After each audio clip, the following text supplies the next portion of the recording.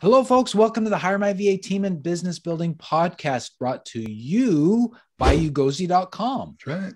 In this podcast and on hiremyva.com or within Hire My VA, we help you to reclaim your freedom through hiring and thriving with virtual assistants without breaking your bank. Okay. So I'm Dave Braun. I'm here with Larry Broughton. He's my great friend, business partner, co-host of this podcast. We're having a blast with this, Larry. So tell everybody what is going on. Well, hello, handsome Dave. It's early January 2022.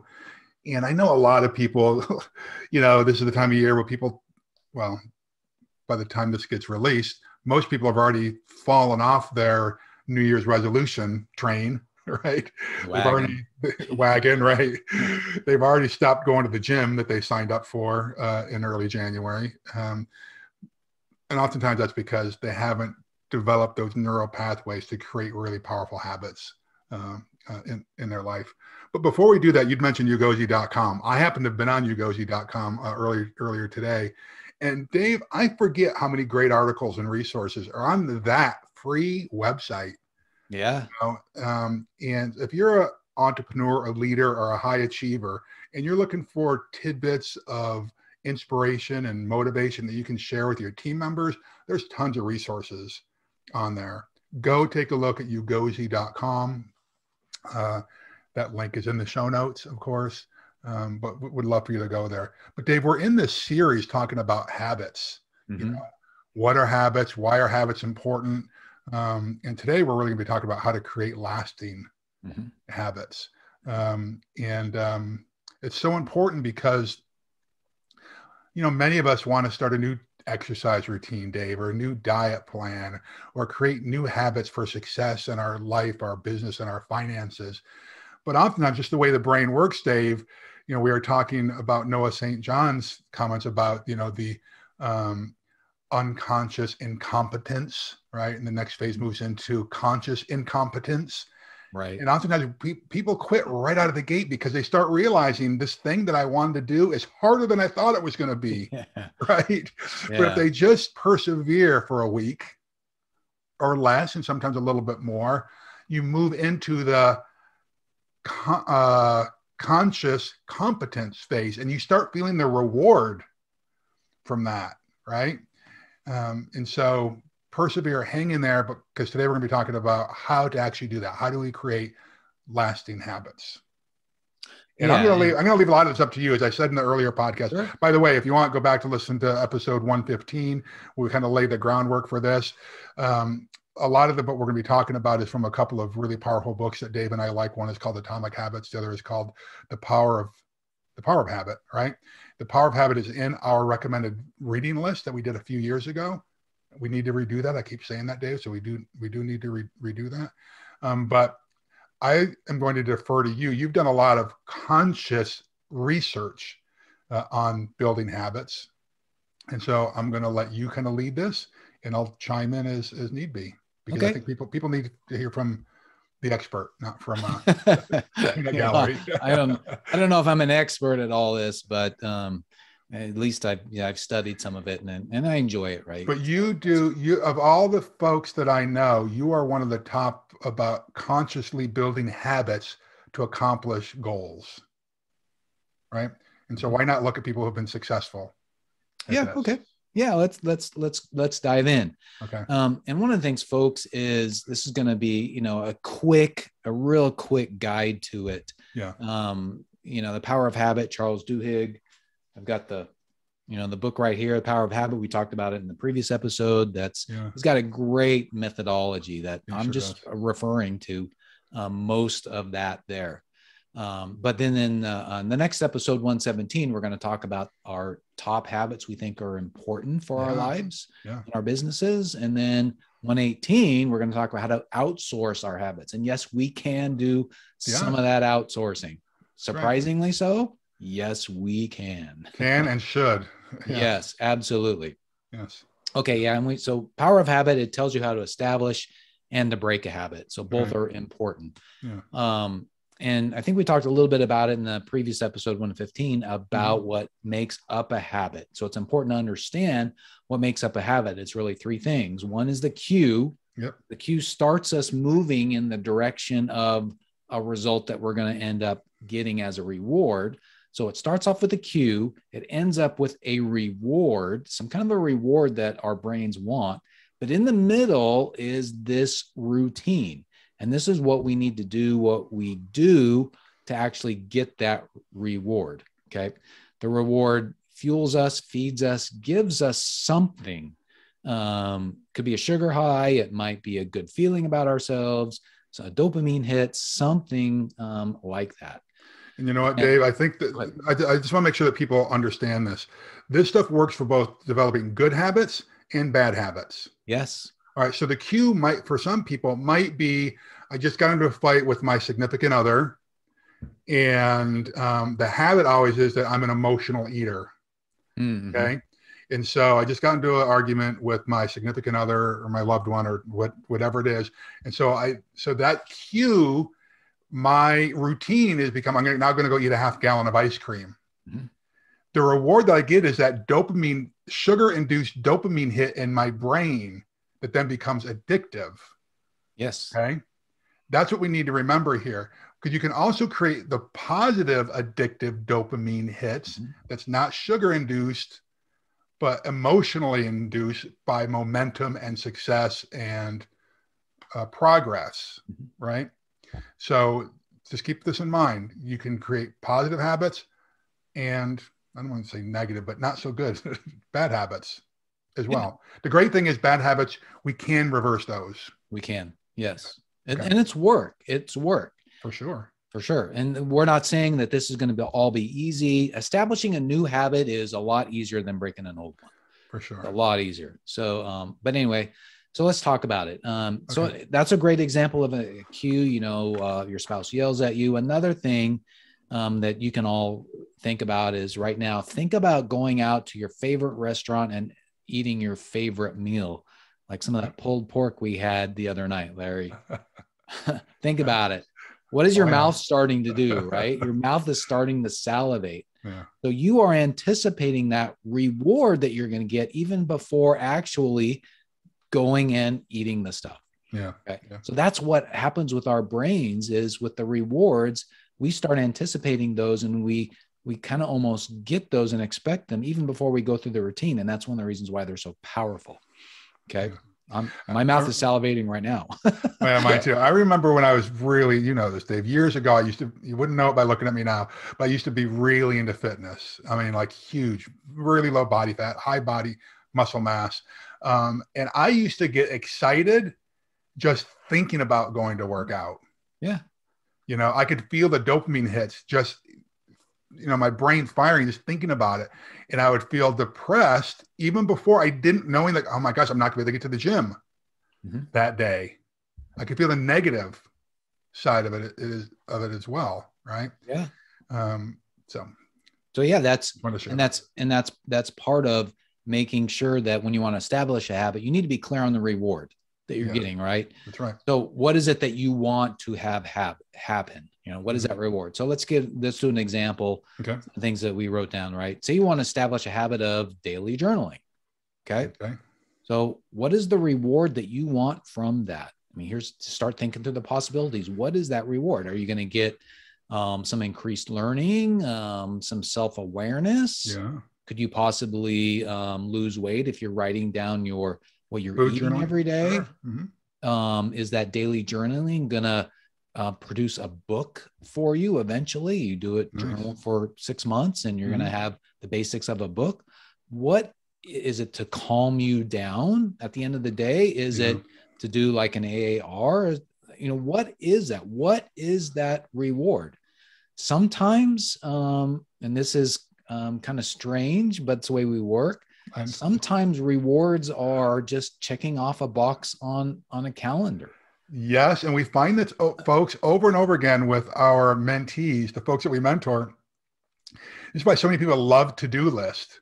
Yeah. For no other reason than to go through and cross it out or put a checkbox. In fact, I remember having a client one time, Dave, I don't remember who it was, but I do remember the conversation that what she used to do is if she did something that wasn't on her to-do list, she would write it on the to-do list just to cross it off. Well, yeah. I do that too. And it's that small of a reward. It does not need to be Yes. some huge reward, all right, to get that dopamine hit in your brain. Yes. Yes. So think about, what is that reward that you can give yourself? What is it that you really want? And it could be that you end up manufacturing a reward. There's times when it's like, okay, to do the thing that I don't want to do today, I'm going to do it. But at the end, I'm going to reward myself with 10 minutes of social media, or tonight I'm going to do an hour of watching my favorite program. Who knows what that is? So think about the rewards you've got to be really, really clear on.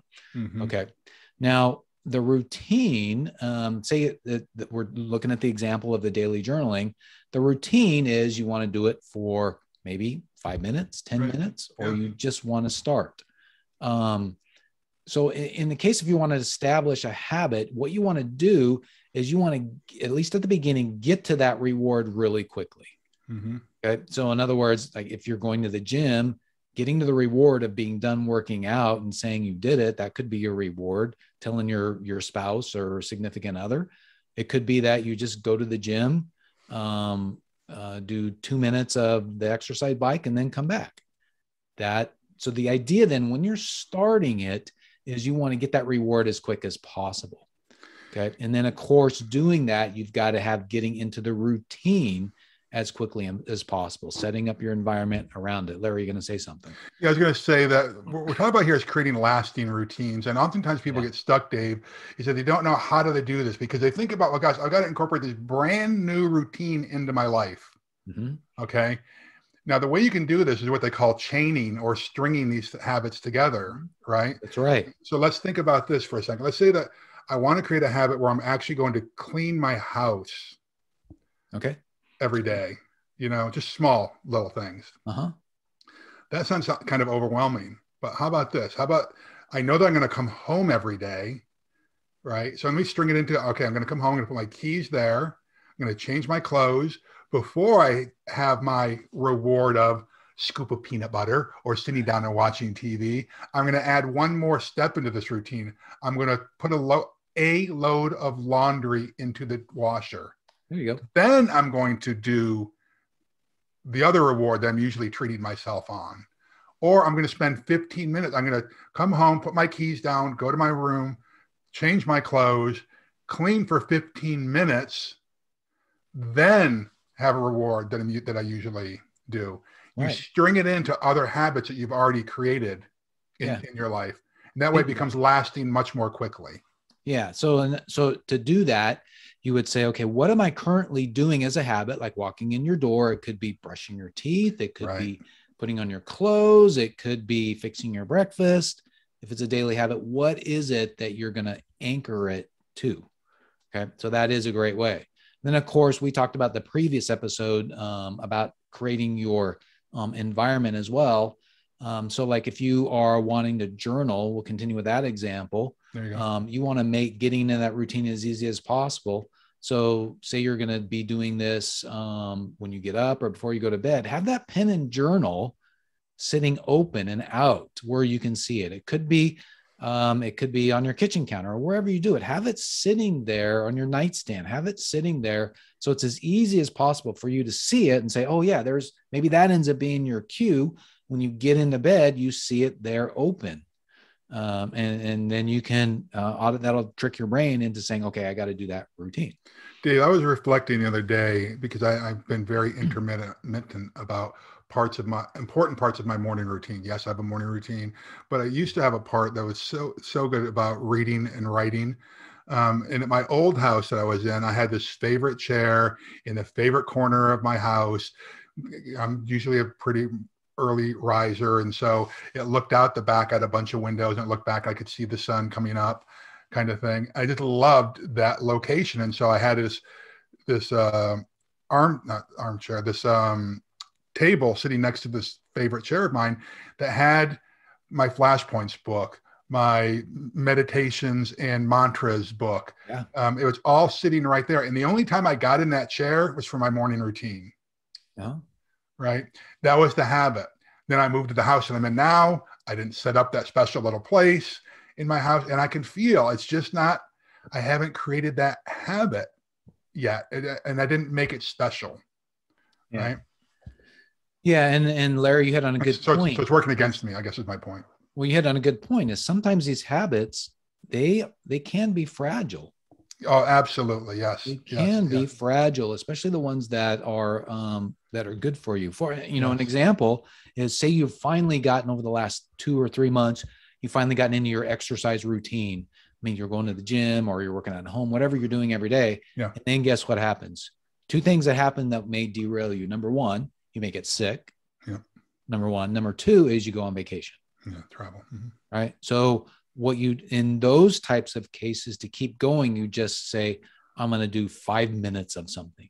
Even if you are sick, I mean, if you're in the hospital, I mean, that's one thing, but that rarely happens. I mean, you can, even if you're sick, you can like stand up and say, I'm going to do an extra, walk around the house, whatever it is, mm-hmm. or I'm going to sit in bed and flex my muscles, something like that, just to keep your brain engaged with that habit so you can kind of re-pick it up. Yeah. So that's, and so we talked about the reward, figuring that out, coming up with what your routine is, the number of minutes, doing it, how you want to do it, getting to the reward quickly, and then making sure you establish that cue. Dave, I remember an article I read, several months ago on habits and this kind of thing. And what they talked about is one of the reasons why people fall short on turning habits or turning desires into habits is that there's this missing part, that they fantasize what the end will be, but they don't process the path. Oh, there you go. Of getting there. Yeah. Okay. So just get your brain around that for a second. Wouldn't it be nice if I had a 6-pack abs and low body fat? That would be nice. That's just fantasizing. But when you process the path of what it's going to take to get there, which means you go through the details, you're building those neural pathways. My friend, and you've met him, Brian Goodell, the Olympic swimmer in the 1972 Olympics, I guess it was, right? Yes. He talks about this whole visualization thing, that what he used to do is he would visualize the entire process of the race on the starting blocks, going through the race, visualizing himself, doing the strokes, winning, moving up to the platform where he stands, and then the American flag is raised. He processed the entire path of getting there, not just standing on the victory podium, but the entire process. Right? I think we need to do that. So it's not just the idea, okay, I'm going to start a new habit today. You have to actually process the path and fantasize at the same time, not just fantasize the end goal. Yeah, we're going to give you a preview of the next one, but that is one of the keystone habits is visualization. Sports is, all the athletes do that. In fact, there's a great story about Michael Phelps when he dove in the water and his goggles came off. Having your goggles come off when you're swimming and not even be able to see the end of the pool or your competitors where you're at. But he practiced so much. He visualized the race so much. He had his strokes down and he didn't even need them. And he still won the gold medal in that race. Isn't that crazy? Our brains are so powerful. Yeah. Yeah. So let's talk a little bit about breaking a habit. Okay. So you think about, okay, I want to break a habit, but most of the time it's that routine that you want to stop. So it's that picking up that extra candy or eating that cake or something like that you don't like, I need to stop doing that. Mm-hmm. So you got to really be aware then of what is the reward that you're getting from that, because your brain is getting something. Typically, like Larry said, it's some kind of a dopamine hit from that sugar, from the adrenaline that's running or something like that. So you've got to start being aware of what is that you are getting from it, and experimenting with what some of those rewards would be. One of the things he talks about in the book is he was eating a cookie every day and starting to gain weight. This was Charles Duhigg. And he said, well, I'm eating this cookie. What do I really want from that? And so he experimented with, is it the sweetness? So instead of having a cookie, he just put some sugar in his mouth. Well, that was sweet. That didn't really do it. Was it an apple? Was it the eating part of it? Turned out for him, what he wanted was, when he got up and went to get the cookie, he was actually wanting to have a little bit of socialization with somebody. Interesting. So he started replacing that. So that's the thing, is you got to figure out what is that reward. Your brain is getting something. And then you've got to go back and deconstruct it and say, what is the cue? What is causing me to do that? Because there's various cues. We talked about when you're establishing a habit, what is the cue that you want to have to create it? So breaking one, you got to think about what is that thing that's causing you to get into that? Could it be a time of day? Could it be where you're at, your environment? Could it be a person that you're around? Yeah. Right. So be aware of that. And then, so then once you are aware of what that cue is, then you can start making it maybe a little bit more difficult to start that routine. Okay. You can maybe be physically distanced from that person during that particular time. You could be putting the candy away. You could, and so you don't even see it. Or it could be that a lot of people, what they'll do when they want to get on a health kick is they'll throw away everything out of their house that's made up of, salt and sugar and fat and oil and all that stuff. They'll just throw it out so they're not tempted by it, because so much of the cues that we see are going to be visual. We walk by and it reminds us of something. Yeah. Okay. So you got to start being aware. Like one of the habits that I've gotten into, and I've just not decided yet if I want to break it or not, is every Saturday afternoon, I permit myself one day of the week and in the afternoon to just eat some candy. And so I've turned that into a weekly habit, it turns out. So once Saturday afternoon comes before we go to church and we're just relaxing, all of a sudden it's like, oh, that's right, this is Saturday. I want that candy. Well, yeah. That's what I really wanted during that time, but the rest of the week, I don't really want it as much. Yeah. I noticed that on Wednesday night, I was over your house for dinner. You got those candy jars or candy bowls sitting out. Everyone else was taking a piece of candy and you just didn't even affect you. You're just going on about your life. What we got to remember is that people that are a lot smarter than we are depend on the power of habits and the dopamine hits that we get because of the reward. And one is, I'm holding up my phone for those who can't see, social media. Yep. These brainiacs who created these social media platforms understand the power of habit and what happens in the brain as you swipe in those little dopamine hits you get. The great thing is you do have the power to break these habits and the power to create new habits. And part of it is just the awareness. As we talked about, I think in episode 1, is that something like 43%, at least 43% of the things that we do throughout our day are done habitually. Right. You don't even think about it. Yep. Right. So this is powerful stuff. I mean, if you're an entrepreneur, a leader, a high achiever, and you want to do great things in your life, let's make it a habit. Let's break some of the old habits, break some of the bad habits, and create some new ones. Yeah, absolutely. Right? Yeah. Let's give a few more tips here. Okay, good. Okay. So a couple other things about habits. Just one really big tip that I learned, I think it was from the podcast that I listened to, was like, oh my gosh, that made sense.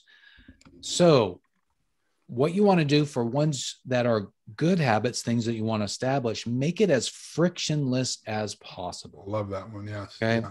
And then for the bad ones, add friction. So let me give you a couple of examples. So the good ones, the lady that was interviewed on that particular podcast, to help her establish her morning routine of exercising, she actually wanted to make it easy and fun. So she did a couple of things. One is she ended up sleeping in her workout clothes. That way she got up. That was one less thing for her to do and figure out. Yeah. She reduced the friction that's in the way and the steps that's in the way of her getting and doing what she wanted to do. Yeah. And then the other thing that she did is she ended up, when she went to the gym, that is when she allowed herself to watch one of her favorite cooking shows. So she ended up actually looking forward to going to the gym to get on the elliptical, because that was when she permitted herself time to actually watch that cooking show. So she made it easy and she made it fun for herself, reducing friction. That's because good. If we can reduce the friction or make it fun, make it easy for us, then we're a lot more likely to do it. I've got on my phone, I've got this this game that I've got and I've been doing for a long time, and they've got a daily puzzle to solve. Well, they make it really easy to do, but they always give me a little reward if I solve that puzzle. It's a little bit of extra points.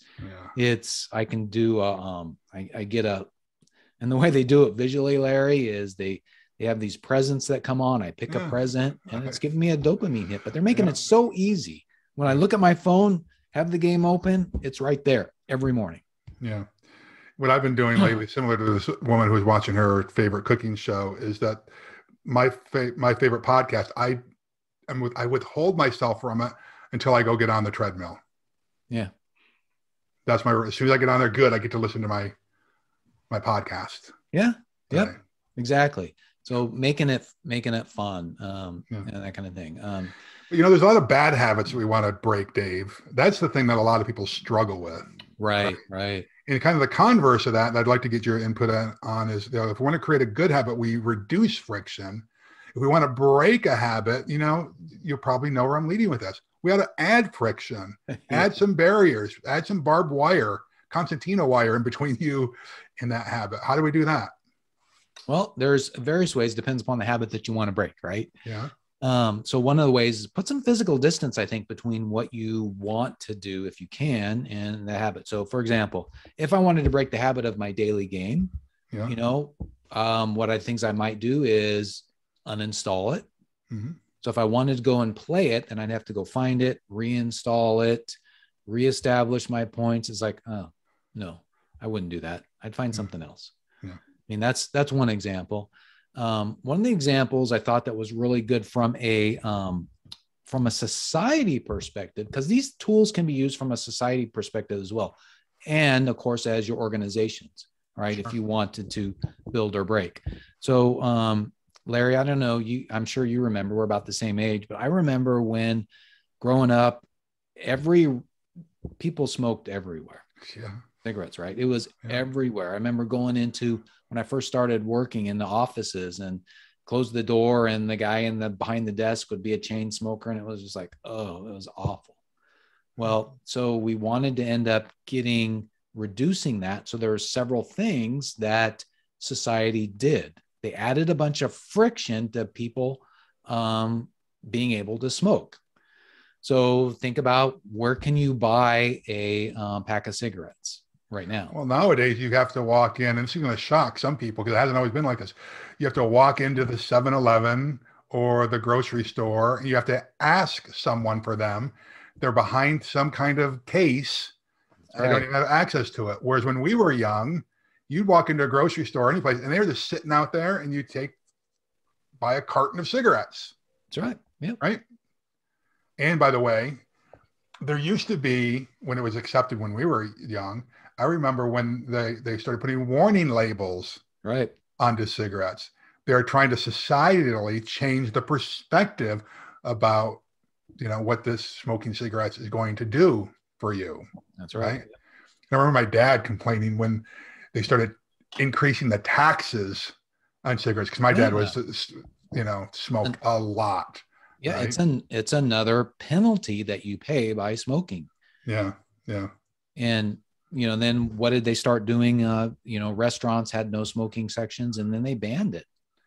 Yeah. And boy, I remember that when I was in San Francisco, I was very concerned about it, because we owned nightclubs and restaurants. I thought, oh my gosh, what's this going to do? Mm-hmm. Right. And in fact, there were some restaurants, the sidetrack for a second, where they allowed smoking, and they gave employees an ownership interest, because the way the law was written in California was that if you had employees, then you can't allow smoking. And so I remember, I know one restaurant in particular that gave all of their employees an equity position, small, so that they could allow people to still smoke there. Right. That's clever. But in the hotel industry, we started removing ashtrays from the rooms. Right. Yeah. And so you're sending signals that you can't do that any longer. Yes. So that's the friction that on the smoking thing. And so I guess you would ask, what other bad habits do I have? What friction can have, Dave, let's be open here. Like pornography is one of those things that I know a lot of people struggle with. And so some of those things is like, what is that? XXX Church or whatever it is, where there's apps, there's a barrier that's put up. Yeah, you can still do it, but you're going to have to go through this, jump this hurdle first, and it might notify an accountability partner, right, of that. With children on, you can put in filters, right, that measures the amount of game time, screen time that your children are having, so that you're creating a habit. Hey, kid, you can't just come home and spend 8 hours on your computer. We're going to limit it for a certain amount of time. That's friction that's being added. Yeah, that's right. Yeah. And one of the things, like, we talk a lot about our Wednesday night meeting with the guys. We make that, one of the things that we did to establish that habit is when we first started, we were just meeting together. But what did we add to that? We meet for dinner every night, every week, right? Yeah, and so that's fun. Reward. It's a reward. So we've added that in, and that makes it's been fun. So those kind of things, just consciously start thinking about what can I add or take away depending upon which direction that you want to go with your habits. That's right. Yeah, that's good. Yeah. Good. So that's, I don't know, that's about all we got to say on that. That's all I got to say about that. But I would encourage people, go back and listen to 115 if you haven't listened to 115. Our next episode, I guess, would be 117, right? We're going to be talking about those, what are some good habits that we can do as you enter into this new phase of your life. I mean, we're recording this in early 2022. But it could be any time. What are 5 good habits? Yeah. Ought to be implemented into your life. Okay. Well, let's put a bow on this one. Well, thank you everybody for joining us. And remember, building a team is the way to reclaim your freedom. I know we're jumping from building a team to building habits. Your team can help you build those habits and give you ideas and thoughts on how to do that, not just for yourself, but for your organization as well. Rely on them, because building a team then gives you the opportunity to really reclaim your freedom. Of course, Larry and I and our course and community and our white glove service, where we find a Rockstar VA for you, we are here to help you. Yeah. And we'd love for you to do a few things here. Number one, subscribe to this podcast if you haven't already done so on your phone or in YouTube. Number two, give us a rating. Any rating is fine. Give us 5-star. If you can't give us 500 stars, but leave a comment below the video if you can as well. Any comment. We want to get the word out on what we're talking about here, because it's changing lives. It has over so many years. Yeah. And then the next thing is go to hiremyva.com. If you want to know more about our course and our community, our white glove service, go check that out. Because remember, even without experience, you learn how to prepare for, hire, and thrive with virtual assistants. Go to hiremyva.com right now for more information. Yeah, Dave, I forgot to tell you this, and some of you might find this humorous. I got a message through social media the other day from someone who's binging these podcasts right now. And one of the things that she said is, some of this stuff is so simple that you guys talk about, but it's such a great reminder about how I can implement this stuff into my life. And that's it. Dave and I are just aggregators of ideas. And we just want to share, ideas that we learn. We want to shallow your learning curve a little bit and be cheerleaders for you to help you get through, the journey and reach some higher goals in your life. But I'm going to beg you, stop chasing success, but instead do yourself a favor, do the world a favor, and do something significant today. All right. So God bless you. God keep you. God hold you. All right, my friends, go get them. We'll see you next time. Bye, everybody.